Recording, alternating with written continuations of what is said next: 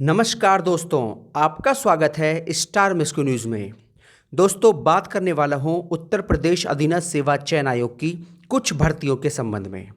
और उन भर्तियों के संबंध में आपको बहुत ही महत्वपूर्ण और बहुत ही अच्छी जानकारी आपको इस वीडियो में देने वाला हूं। वीडियो शुरू करने से पहले जो मेरे चैनल पर नए व्यूअर्स हैं वो चैनल को सब्सक्राइब कर लें, जिससे आपको किसी भी भर्ती के संबंध में या परिणाम के संबंध में कोई भी न्यूज़ सबसे पहले आप तक पहुंच जाए। दोस्तों, शुरू करता हूं। दोस्तों, यूपी ट्रिपल एससी के अंदर कुछ भर्तियां ऐसी थीं जो भर्तियां ईडब्ल्यूएस आरक्षण को लेकर फंसी हुई थीं। अब आपको बताना चाहता हूं, यूपी ट्रिपल एससी ने, शासन ने उन भर्तियों का जो आरक्षण वाला पेच था वो पेच हल कर लिया है। अब वो भर्तियां एकदम क्लियर हैं, एकदम साफ हैं। दोस्तों, लंबित 4 भर्तियों में भी मिलेगा आर्थिक आरक्षण का लाभ। 2 भर्तियां 4 वर्ष और 2 लंबित थी 2 वर्ष से। दोस्तों, पढ़ते हैं पूरी खबर इसमें क्या है। प्रदेश सरकार ने अधीनस्थ सेवा चयन आयोग में 2 से 4 वर्ष से लंबित 4 भर्तियों में आरक्षण का पेच सुलझा लिया है। तय हुआ है कि 1 फरवरी 2019 तक जो परीक्षाएं आयोजित नहीं हो सकीं, उनमें भी आर्थिक रूप से कमजोर वर्गों के अभ्यर्थियों को 10% आरक्षण का लाभ दिया जाएगा। मतलब 1 फरवरी 2019 तक जो परीक्षाएं नहीं हुई हैं या उसके बाद हुई हैं, उन सभी में आरक्षण का लाभ मिलेगा। अड़चन खत्म होने के बाद आयोग इन भर्तियों को आगे बढ़ा सकेगा। दरअसल कार्मिक विभाग ने 18 फरवरी 2019 को एक शासनादेश जारी कर आर्थिक रूप से कमजोर वर्गों के लिए अधिकतम 10% आरक्षण लागू किया था। इसमें कहा गया था कि लोक सेवाओं और पदों की सभी श्रेणियों में सीधी भर्ती पर आरक्षण की यह व्यवस्था 1 फरवरी 2019 या इसके बाद अधिसूचित या विज्ञापित होने वाली रिक्तियों पर लागू होगी।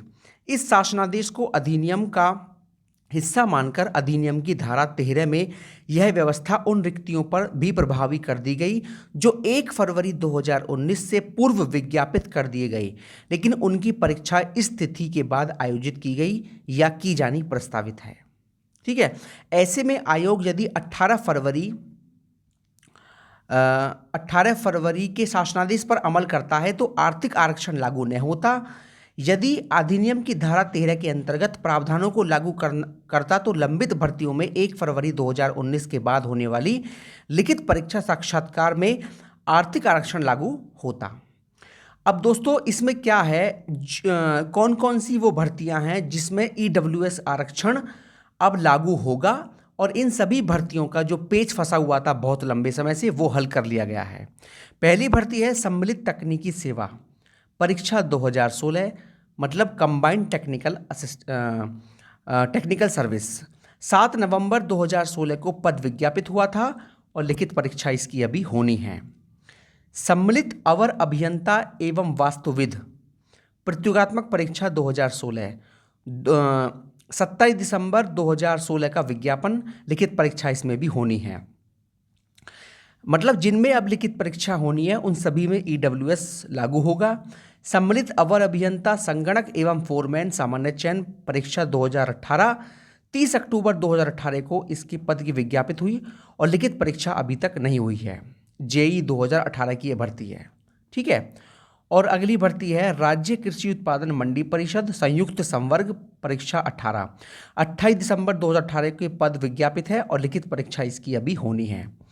दोस्तों, आपने कुछ समय पहले देखा भी होगा कि जेई 2016 और जेई 2018, इन दोनों भर्तियों के छात्रों ने अभी 1 से 1.5 महीने पहले बहुत ज़बरदस्त धरना किया था, और उस धरने का भी एक पॉजिटिव परिणाम ये देखने को मिला है कि शासन की नींद जागी है और शासन ने अब इस भर्ती का जो पेच फंसा हुआ था उसको सॉल्व कर लिया है।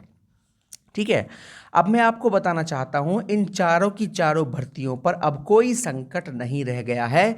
अब ये भर्तियां आगे बढ़ा दी जाएंगी, क्योंकि इन भर्तियों पर बहुत लंबे समय से दिक्कत थी आरक्षण को लेकर, और इसी बात को लेकर शासन के द्वारा यूपी ट्रिपल एससी को इन भर्तियों को आगे बढ़ाने का जो ऑर्डर है, जो परमिशन है वो नहीं मिल रही थी, लेकिन शासन ने अब ये पेच सुलझा लिया है। अब UP SSC इन चारों की चारों भर्तियों को आगे बढ़ा पाएगा। ठीक है, छात्रों ने इन भर्तियों को लेकर काफ़ी धरना दिया था, इन एग्ज़ाम को कराने के लिए काफ़ी धरना दिया था, क्योंकि 4 से 5 साल बीत चुके हैं JEE 2016 की भर्ती को, लेकिन अब तक इसकी परीक्षा भी नहीं हुई है। कब परीक्षा होगी, कब रिजल्ट आएगा, कब इनकी ज्वाइनिंग होगी, तो ये बहुत लंबी प्रक्रिया इस भर्ती की हो चुकी है। 5 साल से ऊपर का समय बीत चुका है JEE 2016 की भर्ती को लेकर और टेक्निकल की जो भर्ती है उसको लेकर। ठीक है, तो अब इन चारों भर्तियों का जो मामला है वो सॉल्व हो चुका है। अब UP SSC इन चारों भर्तियों को आगे बढ़ाने की कार्यवाही शुरू कर देगा। ठीक है दोस्तों, एक बात मैं आपको और बताना चाहता हूं कि जो लोअर 2019 की भर्ती है, जिसका प्री परीक्षा का परिणाम घोषित हो चुका है, उस भर्ती में EWS का पेच कोई नहीं है, EWS की कोई इसमें समस्या नहीं है।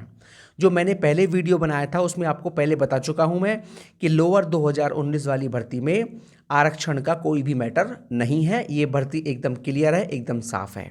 ठीक है, और आपको बता दूं कि जुलाई अगस्त में इसकी परीक्षा भी लोअर मेंस की करा ली जाएगी।